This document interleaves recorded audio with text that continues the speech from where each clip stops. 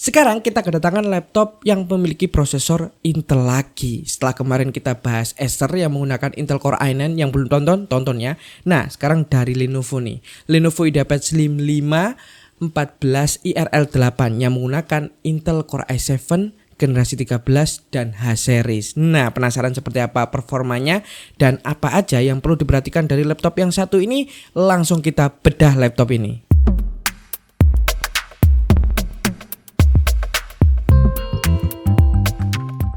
Halo sobat internet, sekarang giliran laptop Lenovo nih yang mampir ke channel Ishoku Tech. Nah, kali ini seperti biasa kita disponsori oleh Bitkom Plaza Jember yang meminjami laptop ini. Ya, oke. Dan seperti apa laptop ini kita bahas per bagian dan apa yang sebenarnya harus diperhatikan dari laptop yang satu ini ketika kalian ingin beli. Nah, kita langsung masuk aja, nggak usah kebanyakan ngomong, kita masuk ke bagian body dan juga desainnya. Oke, dari segi body dan juga desain, ini laptop si Lenovo IdeaPad Slim 5 14 IRL8 ini menggunakan model yang sebenarnya sama dengan model-model IdeaPad Slim 5 lainnya, yaitu materialnya dia menggunakan full metal baik itu bagian body maupun bagian belakang layarnya, dan kemudian untuk engselnya ini bisa dilipat 180 derajat. Ya, ciri khas Lenovo IdeaPad Slim lah, semuanya itu bisa diputer atau dilipat 180 derajat. Sedangkan untuk beratnya, karena ini materialnya aluminium atau metal, beratnya ini di kisaran 1,46 kg. Ya, lebih berat dibandingkan dengan laptop-laptop yang menggunakan polikarbonat. Tapi ingat, ini metal, lebih kuat pasti. Dan untuk tebalnya itu di 1,69 cm. Jadi laptop ini tipis banget, gak sampai 2 cm nih. Satu hal yang mungkin harus diperhatikan dari desain laptop ini maupun materialnya adalah ya, ketika kalian menggunakan charger di laptop yang satu ini, pastikan charger kalian atau listrik kalian itu memiliki ground yang baik, karena biasanya body metal seperti ini akan menimbulkan sedikit sengkring aliran listrik yang mengalir di bodinya. Ya, itu masalah preferensi masing-masing sih. Ada yang suka bodinya metal seperti ini, ada yang suka cuman covernya aja bagian belakang yang metal. Kalau ini semuanya metal, dan itu hal yang perlu diperhatikan dari desainnya. Kalau dari yang lainnya mungkin wah ini luar biasa lah, dari segi desainnya nggak perlu diragukan lagi. Selanjutnya di bagian portnya nih. Nah, ini menarik banget teman-teman. Untuk IdeaPad Slim 5 yang ada di samping kita ini, dia memiliki port yang ciamik nih menurut saya. Bukan ciamik sekedar ciamik ya, ini memang luar biasa gitu. Karena kenapa? Kita bahas bagian kanan dulu. Itu ada 2 kali USB 3.2 Gen 1 Type A yang salah satunya support Always On USB. Nah, Always On USB ini fungsinya adalah bisa dipakai untuk power bank meskipun posisi laptopnya itu di shutdown atau posisi mati. Kemudian ada micro SD card reader. Nah, yang menarik di sini adalah di bagian sebelah kiri laptopnya. I/O port yang di sini ditawarkan menarik menurut saya, yaitu ada 2 kali USB 3.2 Gen 1 Type C yang support data transfer, power delivery 3.0 dan DisplayPort 1.4. Luar biasa. Bukan cuma 1, 2 loh ini. Dan kemudian ada 1 kali HDMI 1.4 dan audio jack 3,5 mm. Pasti ada yang tanya, terus untuk chargernya gimana? Nah, chargernya ini otomatis dia menggunakan USB Type-C-nya. Jadi charger bawaannya ini menggunakan USB Type-C. Ya, nanti kita akan bahas chargernya ini di segmen baterai dan charger. Untuk konektivitasnya sendiri, laptop ini sudah menggunakan Wi-Fi 6E dan juga Bluetooth 5.1. Nah, beralih kemudian di bagian keyboard dan juga touchpad. Di keyboardnya ini menurut saya menarik banget karena touchnya atau tombol-tombolnya ini udah besar, jadi cocok untuk kalian atau saya yang kayak gini, yang jari-jarinya udah kayak gajah semuanya. Itu cocok banget untuk ngetik, enak banget. Dan keyboardnya ini juga dilengkapi dengan backlit LED yang dimana dia memiliki 3 mode terang, mode gelap, dan juga mode auto. Nah, mode autonya ini akan bisa langsung mati ketika kalian gak memakai keyboardnya. Kalau kalian pilih mode redup atau mode terang, itu akan selalu nyala ketika laptopnya nyala, jadi dia akan terus-menerus nyala seperti itu. Kalau pengen lebih hemat ya mode auto aja, ketika nggak dipakai ngetik, ketika nggak dipakai apapun, untuk backlit LED-nya dia otomatis akan mati sendiri. Kemudian beralih di bawah keyboardnya, yaitu sebuah touchpad yang dimana letaknya ini sejajar dengan tombol spasi yang menurut saya udah sangat enak banget, enjoy banget dipakai untuk ngetik maupun untuk mengarahkan kursor kalian. Dan mungkin yang menjadi nilai positif lagi di bagian keyboard dan juga touchpadnya di sini adalah tombol powernya yang pisah. Ya, ini beda banget dengan beberapa laptop-laptop yang baru saat ini yang masih mempertahankan tombol power yang pisah. Dimana kalau laptop lainnya mungkin tombol powernya bareng dengan keyboard, yang ini pisah. Ini nilai plus nih. Saya suka dengan tombol power yang dipisah seperti ini. Mungkin yang jadi poin yang harus diperhatikan di sini di bagian keyboard maupun touchpadnya ada di bagian tombol arahnya, teman-teman. Jadi tombol arah di bagian keyboardnya ini, khususnya tombol arah ke atas dan juga tombol arah ke bawah, kenapa dikasih ukuran yang kecil? Gak cocok lah untuk jari-jari gede kayak gini. Apalagi kalau misalkan kalian suka main game racing yang kontrol gasnya itu dan remnya ada di tombol arah atas dan juga bawah, ini sangat menyulitkan. Ya, itu mungkin yang harus diperhatikan dari keyboard dan juga touchpadnya. Sekarang kita beralih ke bagian webcam.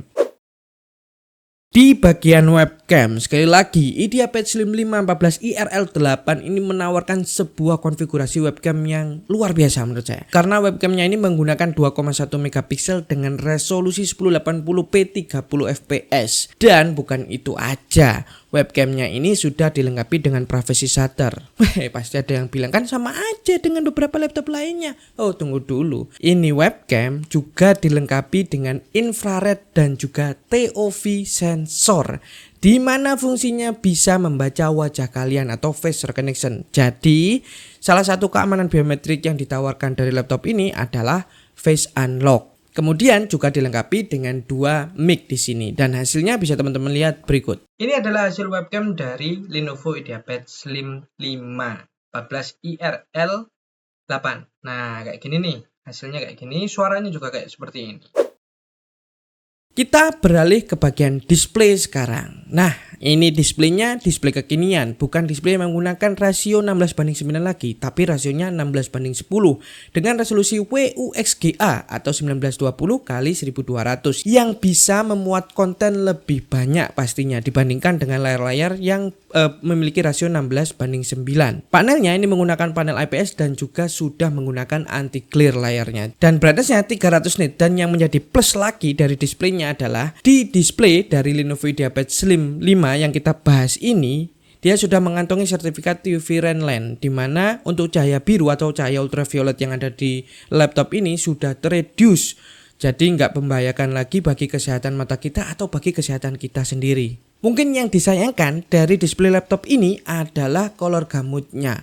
Oke, resolusi bagus, udah WUXGA, kemudian rasio 16:10, brightness-nya 300 nit, udah ada UV Rainland, tapi masih menggunakan color gamut 45% NTSC. Sayang banget. Padahal kalau dari segi look-nya udah luar biasa. Bezel kanan kiri udah tipis, tampilan cakep, udah ada anti glare, tapi kenapa dikasih color gamut 45% NTSC? Selanjutnya kita masuk ke bagian spesifikasi. Nah, ini menarik banget. Laptop ini menggunakan prosesor Intel Core i7 13620H yang memiliki 10 core 16 thread, di mana 10 core-nya ini terbagi 6 performance core dan 4 efisiensi core. Dan untuk frekuensinya ini up to 4,9 GHz untuk performance core-nya. Dan TDP dari prosesor ini 45 watt. Ya wajar, ini H series loh. Bukan U series, bukan P. Loh, ini H. Makanya dia punya TDP yang agak lumayan tinggi di sini. Kemudian di bagian memori dan RAM-nya dia menggunakan RAM 16GB LPDDR5 5200 MHz dual channel. Ya, konfigurasinya dual channel nih di sini. Dan udah untuk sekarang 16GB udah cukup lah, apalagi menggunakan LPDDR5. Sedangkan untuk storage-nya dia menggunakan 512GB M.2 PCIe Gen 4. Oke, ini Gen 4 nih laptop yang satu ini. Gak nanggung-nanggung, Lenovo bagus banget di sini ngasih SSD yang kenceng dan kecepatan yang luar biasa. Untuk read-nya 5000 Mbps, write-nya di sekitaran 4000 Mbps. Ini mantap untuk storage-nya. Dari segi spesifikasi ini yang mungkin perlu diperhatikan adalah di bagian memori atau RAM-nya. Karena 16GB di sini itu udah nggak bisa diotak-atik lagi alias soldered on board. Waduh, apa itu? Solder di mainboard. Jadi nggak bisa lagi di-upgrade, nggak bisa lagi ditambahi ataupun apapun itu. Sedangkan untuk storage-nya hanya ada satu slot aja yang kalau misalkan kalian butuh storage tambahan ya tentu harus dilepas dulu yang 512GB-nya. Nah, selanjutnya gimana dengan performa dari laptop yang satu ini? Oke, kita akan masuk ke performanya sekarang. Di Lenovo seperti biasa dia punya pengaturan mode. Di sini kalian bisa mengatur mode dari performa laptop ini dengan menggunakan tombol Fn plus key atau melalui Lenovo Vintage. Dan modenya ini ada mode battery saving, intelligent cooling, dan juga extreme performance. Nah, di sini seperti biasa kita tes untuk perbedaan dari extreme performance dan juga battery saving antara yang paling tinggi, yang paling ngebut, dan yang paling hemat daya. Seperti apa perbedaannya? Ini teman-teman bisa lihat di sini hampir separuh ya perbedaan poin yang didapatkan dari software sintetis yang udah kita uji coba di Lenovo IdeaPad Slim 5 ini. Kemudian untuk mengetahui stabilitas dari performa laptop ini seperti biasa kita looping Zenbench R15 sebanyak 20 kali di mode Extreme Performance dan juga battery saving. Teman-teman bisa lihat di sini memang beda jauh perbedaan antara Extreme Performance dan juga mode battery saving. Oh ya, pengujian tersebut menggunakan charger ya. Gimana kalau misalkan kita pakai baterainya? Nah, untuk Lenovo IdeaPad Slim 5 ini nggak tahu kenapa untuk extreme performance kalau di laptop lain dengan mode-mode seperti ini, mode performance ada 3 buah mode, tapi dia biasanya nggak bisa di mode performance ketika tidak menggunakan charger. Nah, di laptop yang satu ini ternyata bisa teman-teman.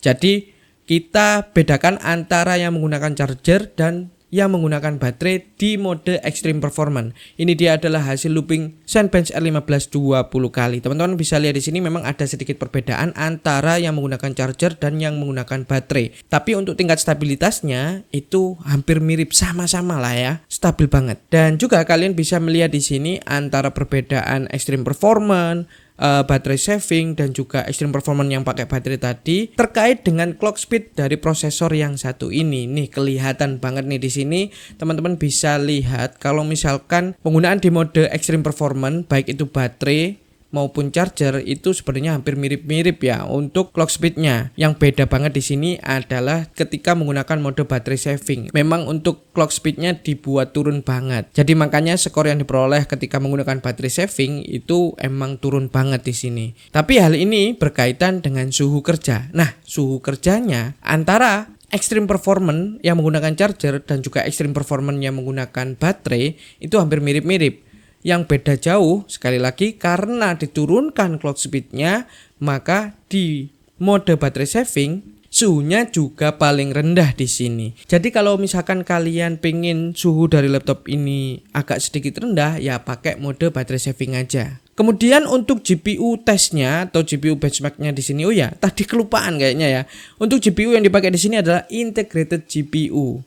Yang anehnya ketika saya lihat di website dari Intel maupun dari GPU Z, ternyata di sini dia tidak menggunakan Intel Iris, tapi dia menggunakan Intel UHD untuk Intel generasi 13, untuk prosesor Intel generasi 13 yang memiliki 68 execution unit. Nah, ketika kita tes di sini di 3D Mark di TimeSpy, dia mendapatkan graphics score 1274. Sedangkan di Netrate dia mendapatkan graphics score 18310. Ya, skor yang lumayan lah untuk sebuah integrated GPU.